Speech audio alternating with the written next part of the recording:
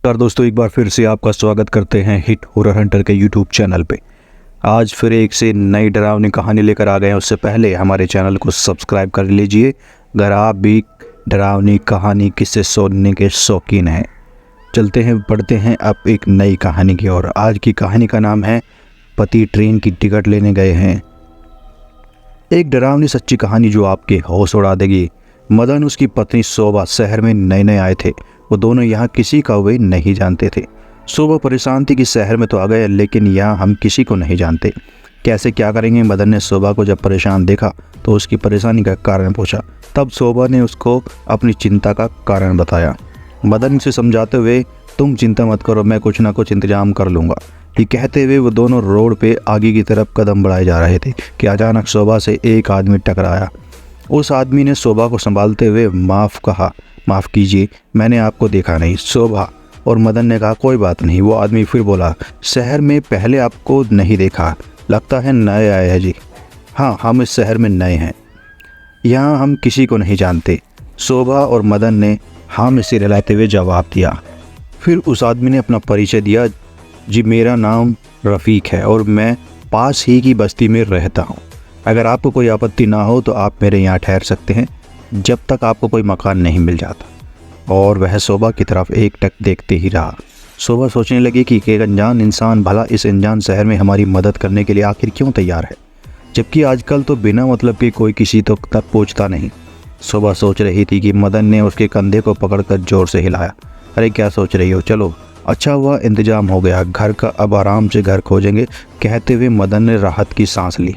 दोनों रफ़ीक के साथ उसके घर आ गए। आप लोग हाथ मुँह धो लीजिए, मैं बाहर आपके लिए कुछ खाने को ले आता हूँ।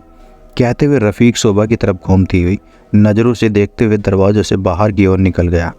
रफ़ीक के जाने के बाद शोभा ने मदन से कहा, सुनिए जी, मुझे ये आदमी कुछ ठीक नहीं लग रहा और ना ही ये जगह मुझे सही लग रही है। हम कहीं और चल कर रहते हैं। एक तो रात होने वाली है, ऊपर से भले आदमी ने हमारी मदद की है, उसका एहसान मानने की वजह से तुम उस पर शक कर रही हो। मदन झुंझलाते हुए बोला। बेचारी शोभा समझ नहीं पा रही थी कि मदन को कैसे समझाए, क्योंकि वह बस रफ़ीक की उन नज़रों को महसूस कर पा रही थी और मदन था कि रफ़ीक के गुन गाते नहीं थक रहा था। रात हो गई, खाना खा के सब सो गए। करीब रात के 2 बजे शोभा को अपने हाथ के ऊपर कोई नुकीली चीज़ महसूस हुई। कई बार तो शोभा ने नींद में ही उस चीज़ को झटक दिया। थोड़ी देर बाद फिर उसने अपने हाथ के ऊपर नुकीली चीज़ महसूस होने लगी। अब शोभा की आंखें खुली। उसने इधर देखा तो रात के सन्नाटे के अलावा वहाँ कोई नहीं था। जैसे ही वो अपने बिस्तर पर लेटने को मुड़ी, उसके सामने एक विकराल शरीर वाला कोई था, जो इंसान तो बिल्कुल नहीं था। शरीर मानो जैसे सड़ा गला मांस, जिसकी दहेली हुई आंखें, लाल आंखें शोभा के एकदम सामने थी और उसे घूरे जा रही थी। ये देख शोभा डर से थर-थर कांपते हुए चिल्लाई। उसकी चीख सुन मदन की नींद खुल गई। मैंने तुमसे कहा था ना, हम कहीं और चलते हैं, यहाँ मुझे ठीक नहीं लग रहा, लेकिन तुम नहीं माने। कहते हुए शोभा जोर जोर से रोने लगी।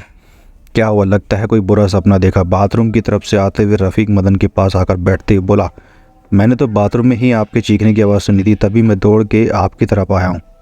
शोभा इतनी डर चुकी थी कि वो अब कुछ बोल ही नहीं पा रही थी।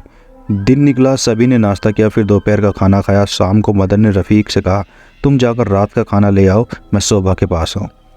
उसको छोड़कर मैं नहीं जा सकता क्योंकि ये बहुत डरी है। ठीक है, कहते हुए रफ़ीक मार्केट चला गया। रात का खाना खाने के बाद सभी सोए हुए थे कि अचानक शोभा को किसी ने पुकारा।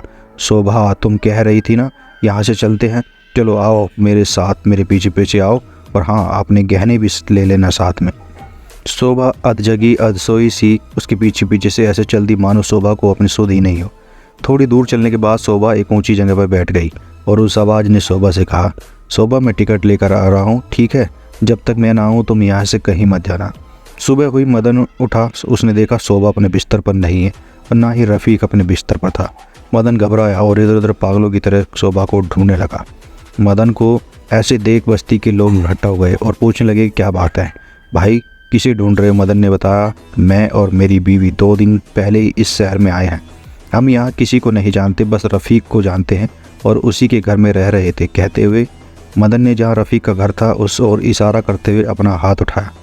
गांव का ही एक बुजुर्ग बोला, बेटा जिस ओर तुम इशारा कर रहे हो उधर तो कब्रिस्तान के अलावा कुछ नहीं है, और तुम कह रहे हो कि वह किसी का घर है, ये कैसे मुमकिन है? उस बुजुर्ग के इतना कहते ही मदन ने पलटकर उस तरफ देखा जहाँ कुछ देर पहले तो सोया हुआ था वहाँ दूर दूर तक कोई घर नहीं दिखाई दे रहा था सिवाय कब्रिस्तान के। ये देखकर तो मदन के जैसे पैरों तले ज़मीन ही निकल गई। अब वो गांव वालों से वो सारी बातें बताने लगा कि कैसे वो अपनी पत्नी के साथ इस बस्ती में आया, कैसे रफ़ीक से मिला, सब कुछ बताया। कुछ लोग तो मदन को पागल भी कहने लगे कि ये ऐसी बहकी बहकी बातें कर रहा है, लगता है कोई पागल है।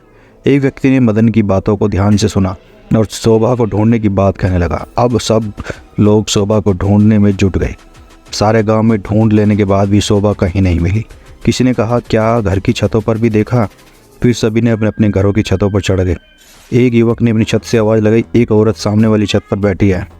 जैसे तैसे करके सीढ़ी लगाकर लोग छत पर चढ़े। साथ में मदन भी चढ़ गया। ऊपर जाकर देखा तो शोभा छत पर ऐसी बैठी थी जैसे मानो किसी का इंतजार कर रही हो। मदन ने शोभा के सर पर हाथ रखा और पूछा, शोभा तुम यहाँ क्या कर रही हो? बेसुधी सी शोभा ने जवाब में कहा। उसे सुनकर सबके होश ही उड़ गए। शोभा ने कहा, मेरे पति ट्रेन की टिकट लेने गए हैं, मुझे यहाँ बैठने को कह गए हैं और मैं अपने सारे गहने भी ले आई हूँ, बस अभी आते ही होंगे। इतना कहकर शोभा बेहोश हो गई। आश्चर्य की बात तो ये थी कि जिस घर की छत पर शोभा बैठी हुई थी उस छत पर चढ़ने का कहीं से भी कोई रास्ता नहीं था, ना ही सीढ़ियाँ थी और ना ही कोई रास्ता। अब ये कैसे हो सकता है? कौन था वो आदमी? कैसे वहाँ पहुँची शोभा? कैसे उस पति के आगे कहानी बनी?